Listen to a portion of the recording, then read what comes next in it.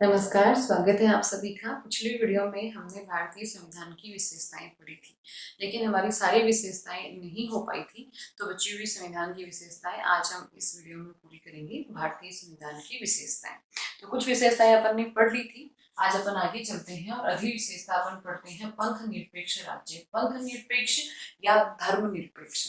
भारत एक धर्मनिरपेक्ष देश है। भारत का संविधान है वो धर्मनिरपेक्ष है। तो यहाँ धर्मनिरपेक्ष का क्या मतलब है? अगर पश्चिमी देशों की धर्मनिरपेक्षता की बात करें तो उनसे हमारी धर्मनिरपेक्षता काफी अलग है, क्योंकि पश्चिमी देशों की धर्मनिरपेक्षता धर्म के अलगाव को प्रदर्शित करती है कि राज्य को धर्म से कोई लेन देन नहीं है। लेकिन भारतीय संविधान ये कहता है कि भारत एक धर्मनिरपेक्ष राज्य है। किस प्रकार से? क्योंकि ये सभी धर्मों को समान दृष्टि से देखता है। भारत में सभी धर्मों को समान महत्व दिया गया है और भारत के प्रत्येक नागरिक को धार्मिक स्वतंत्रता है। जैसे कि अनुच्छेद 25 से 28 में धार्मिक स्वतंत्रता का अधिकार मूल अधिकार के रूप में दिया गया है। यानी कि प्रत्येक भारतीय नागरिक को अपनी श्रद्धा अनुसार, अपनी आस्था अनुसार अपने धर्म को मानने, अपने धर्म के अनुसार पूजा पाठ करने और अपने धर्म का प्रचार प्रसार करने की इजाजत है। साथ ही पंथ निरपेक्षता के तहत भारत के संविधान में ये व्यवस्था की गई है कि किसी व्यक्ति से जबरदस्ती किसी धर्म के प्रचार प्रसार के लिए कर नहीं लिया जाएगा। किसी भी व्यक्ति को अपने धर्म के अनुसार पूजा पाठ करने से रोका नहीं जाएगा और किसी भी राजकीय शैक्षणिक संस्थानों में किसी भी धर्म विशेष की शिक्षा नहीं दी जाएगी। धार्मिक निर्देशों का पालन करने के लिए बाध्य नहीं किया जाएगा। और भारत है वो सभी धर्मों को समान दृष्टि से देखता है, सभी धर्मों का आदर करता है, सभी धर्मों को समान महत्व देता है। तो ये है हमारे संविधान की धर्मनिरपेक्षता की विशेषता या पंथ निरपेक्षता की विशेषता। फिर उसके बाद में आते हैं अपन एकात्मक और संघात्मक तत्वों का संयोग। अब सबसे पहले तो एकात्मक और संघात्मक, हालांकि 11वीं क्लास में पूरा चैप्टर है इस पर, एकात्मक और संघात्मक पर, लेकिन थोड़ा सा एक बार अपन संक्षेप में समझ लेते हैं। एकात्मक व्यवस्थाएं क्या होती है? एकात्मक व्यवस्था जैसे कि ब्रिटेन में है तो वहां पर राज्यों की अलग अलग सरकारें नहीं होती, वहां पर एक केंद्र सरकार ही होती है। संघात्मक व्यवस्था की बात करें तो संघात्मक व्यवस्था का जो उदाहरण है सर्वोच्च, वो अमेरिका है। वहाँ एक केंद्र की सरकार होती है और राज्यों की भी अलग अलग सरकारें होती हैं, जैसे कि हमारे भारत में है। तो लेकिन भारत में इन दोनों ही तत्वों का संयोग है। कैसे? सबसे पहले अपन बात करें संघात्मक तत्वों की, तो भारतीय संविधान में संघात्मक तत्व कौन कौन से? सबसे पहले तो दो सरकारें, केंद्र की सरकार अलग, राज्य की सरकार अलग। दूसरा लिखित है हमारा संविधान। तीसरा सर्वोच्च है हमारा लिखित और सर्वोच्च संविधान। और स्वतंत्र न्यायपालिका, ये सारी की स्वतंत्र न्यायपालिका, ये सारी की सारी जो विशेषताएं हैं वो क्या है? वो संघात्मक व्यवस्था को दर्शाने वाली विशेषताएं हैं। कठोरता संविधान की, ये भी संघात्मक व्यवस्था में होती है। और संविधान के द्वारा ही शक्तियों का विभाजन, तो ये भी संघात्मक व्यवस्था में होता है। तो संघात्मक तत्व है अपने पास, राज्य और केंद्र की अलग अलग सरकारें हैं, लिखित है, सर्वोच्च है और कठोर संविधान है। कठोरता का लक्षण भी है हमारे संविधान में। तो कठोर संविधान हो गया, स्वतंत्र न्यायपालिका हो गई, जो कि न्यायपालिका भी अपने आप में एक स्वतंत्र, जैसे कार्यपालिका, व्यवस्थापिका, न्यायपालिका, ये तीन अंग है हमारी सरकार के, तीनों एक दूसरे से कहीं की स्वतंत्र है। अब अपन बात करते हैं एकात्मक तत्वों की। तो एकात्मक तत्व कौन कौन से हैं? एकात्मक तत्वों में सबसे पहले तो है संसदीय व्यवस्था। संसदीय व्यवस्था उन देशों में पाई जाती है जहां पर एकात्मक व्यवस्था होती है। दूसरी है यहाँ पर केंद्र अधिक शक्तिशाली, हमारा केंद्र है वो अधिक शक्तिशाली है राज्यों की तुलना में। और तीसरी जो इसकी विशेषता अपन लेंगे एकात्मक तत्व, और कौन से एकात्मक तत्व है? एकीकृत न्यायपालिका। संघात्मक तत्वों में तो क्या होता है कि राज्यों के जो होते हैं कोर्ट वो अलग होते हैं, केंद्र के कोर्ट अलग होते हैं। केंद्र के कोर्ट के अधीन राज्यों के कोर्ट काम नहीं करते, जबकि हमारे यहाँ एकीकृत न्यायपालिका है।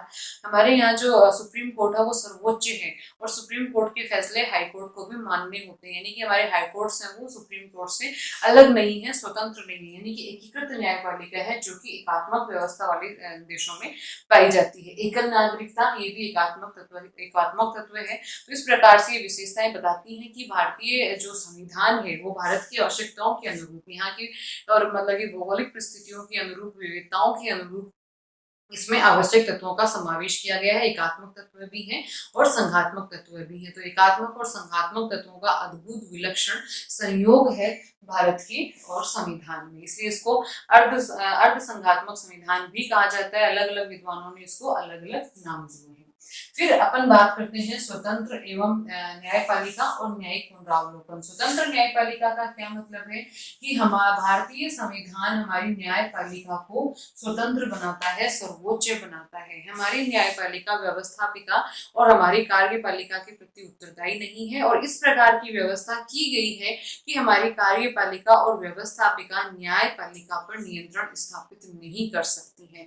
तो इस प्रकार से कुछ कुछ विशेषताएं, जैसे कि जो न्यायाधीश हैं उनको अपने और कार्यकाल की जो कहीं की सुरक्षा है, उनके वेतन भत्ते हैं और भारत की संचित निधि से व्यय किए जाते हैं। तो इस प्रकार से, और उनका क्या बोलते हैं, रिटायर होने के बाद यानी कि सेवानिवृत्ति के बाद व्यवस्थापिका में काम करने से रोक है।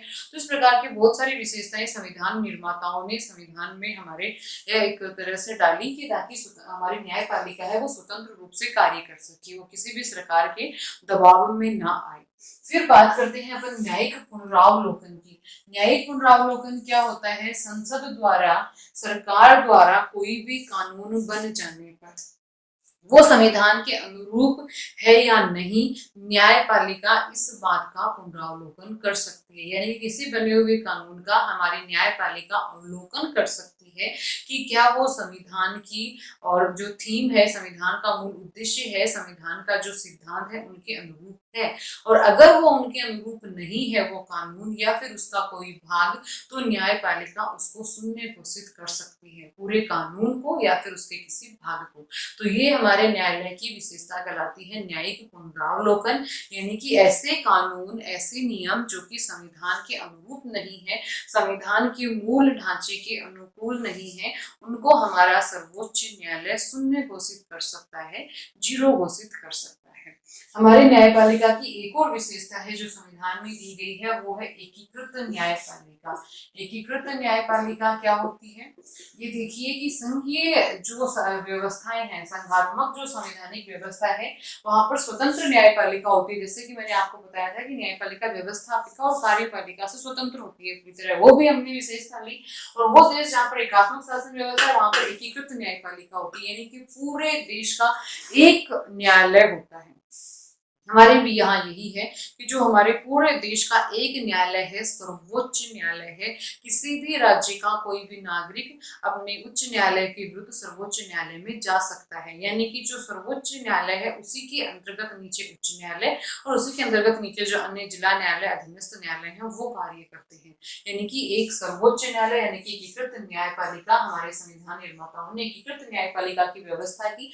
ये किस लिए की? हमारे देश की एकता, अखंडता और सुदृढ़ता को बनाए रखने के लिए। फिर बात करते हैं कठोर एवं लचीलेपन का मिश्रण।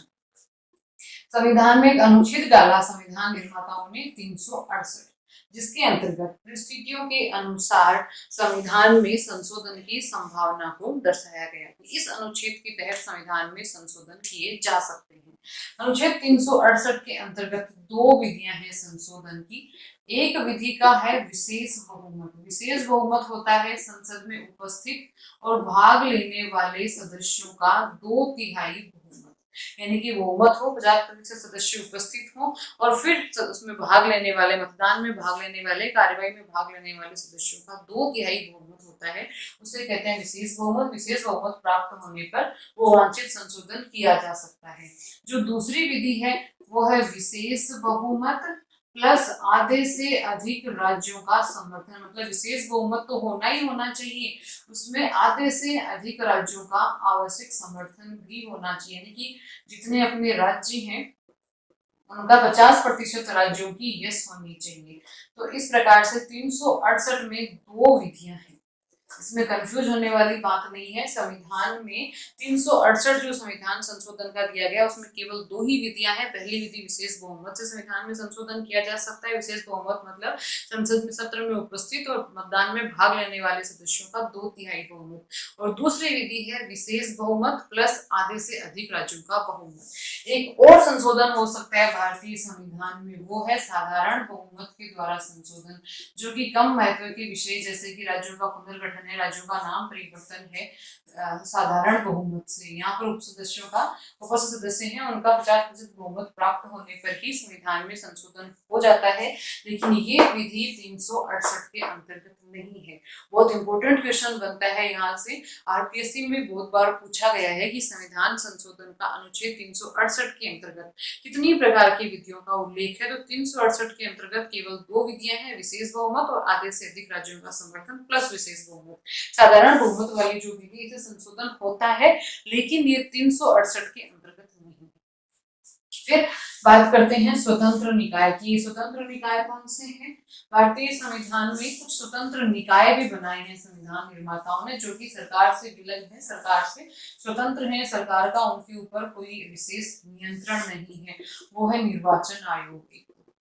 निर्वाचन आयोग क्या करता है? निर्वाचन आयोग केंद्र के और राज्यों के चुनाव करवाता है, चाहे लोकसभा के चुनाव है, विधानसभा के चुनाव है, राष्ट्रपति के चुनाव है, ये करवाता है निर्वाचन आयोग। की स्वतंत्र निकाय है, इसके ऊपर सरकार का बहुत ज्यादा नियंत्रण नहीं होता, जिस प्रकार न्यायपालिका पर नहीं होता। एक है महालेखाकार, ये अंकेक्षण करता है सरकारों के बजट का, सरकारों के आय व्यय का अंकेक्षण करता है महालेखाकार, ये भी एक स्वतंत्र निकाय है। एक है संघ लोक सेवा आयोग। संघ लोक सेवा आयोग केंद्र की जो मतलब कि भर्तियां करवाता है, अपन सभी जानते हैं यूपीएससी। और एक है राज्य लोक सेवा आयोग, ये राज्य के अंतर्गत जो सरकारी अधिकारी पद है या सरकारी सेवाएं हैं उनके लिए नियुक्तियां करवाता है। राज्य सेवा आयोग परीक्षाएं लेता है, जैसे कि राजस्थान का आरपीएससी। तो इस प्रकार से ये स्वतंत्र निकायों की व्यवस्था हमारे संविधान में की गई है। निर्वाचन आयोग ये चुनाव करवाता है, मालिका कार्य आय व्यय का बजट है वो देखता है। संघ लोक सेवा आयोग है केंद्र के अंदर जो परीक्षाएं करवाता है, और राज्य लोक सेवा आयोग है राज्य के अंदर भर्तियां करवाते हैं, परीक्षाएं करवाते हैं। अब आता है आपातकालीन उपबंध। भारतीय संविधान की एक सबसे बड़ी विलक्षण जो हमारी विशेषता है कि आपातकाल के समय किस प्रकार से हमारा देश, हमारा संविधान इस संकट का सामना करेगा। आपातकाल के लिए कौन सी ऐसी और कहीं की मतलब कि संविधान में व्यवस्थाएं की गई हैं कि उनके तहत अपन अपने संकट का सामना कर सके। तो इसमें 3 है। एक है राष्ट्रीय आपातकाल, जो है अनुच्छेद 352 में। एक है राज्य आपातकाल या जिसको कहते हैं राष्ट्रपति शासन, ये है 356 में और 365 में। और एक है वित्तीय आपातकाल, ये है 360 में। सबसे पहले अपन बात करते हैं इसकी राष्ट्रीय आपातकाल। जब कोई सशस्त्र संघर्ष हो जाए या फिर कोई बाहरी आक्रमण हो जाए, हिंसा फैल जाए, तो ऐसी स्थिति में राष्ट्रीय आपातकाल लागू किया जाता है। और ये प्रावधान अनुच्छेद 352 में किया गया है। और आपातकाल के दौरान सारी की सारी शक्तियां केंद्र के पास आ जाती हैं, यानी कि हमारी जो व्यवस्था है वो संघात्मक से एकदम से एकात्मक बन जाती है। राज्यों की सभी शक्तियां शून्य हो जाती हैं और सारी की सारी शक्तियां आ जाती हैं केंद्र सरकार के पास। फिर बात करते हैं राष्ट्रपति शासन। ये कब होता है? 356 के तब होता है जब राज्य का और शासन में वो संविधान के अनुसार नहीं चल रहा है, मतलब कि संवैधानिक असफलता आ जाए, यानी कि संविधान के नियमों के अनुसार, संविधान के कानूनों के अनुसार राज्य में शासन व्यवस्था नहीं चल रही है, तो 356 के तहत वहां पर राष्ट्रपति शासन लागू किया जा सकता है। वहां पर भी सेम है, जैसे राष्ट्रपति शासन लागू होगा उस राज्य की सारे का सारा जो नियंत्रण है, शक्तियां हैं, सारी केंद्र सरकार के पास आ जाएंगी। यानी कि जैसे ही राज्यपाल को विहित हो जाता है कि राज्य के अंदर जो शासन व्यवस्था है वो संविधान के अनुरूप नहीं चल रही है, संवैधानिक विफलता राज्य में पैदा हो गई है, तो वहां पर राष्ट्रपति अनुच्छेद 356 के तहत राष्ट्रपति शासन लागू कर सकता है। 365 में अगर केंद्र के निर्देशों की अवपालना में असफल रहा है, केंद्र के निर्देशों, केंद्र के आदेशों की और पालना में कोई राज्य असफल रह जाता है, तो फिर 365 के अंतर्गत वहां पर और राष्ट्रपति शासन लागू किया जाता है। वित्तीय आपातकाल, जब कोई वित्तीय संकट आ जाए, जब कोई आर्थिक संकट आ जाए, तब वित्तीय आपातकाल लागू किया जाता है। और इसके तहत सभी कर्मचारियों का वेतन कटौती की जा सकती है, वेतन कम किया जा सकता है। तो ये 3 तरह के आपातकाल थे। राष्ट्रीय आपातकाल कब घोषित किया जाता है? जब सशस्त्र संघर्ष हो जाए, बाहरी आक्रमण हो हो जाए, युद्ध की स्थिति हो जाए, ऐसे में राष्ट्रीय आपातकाल घोषित किया जाता है।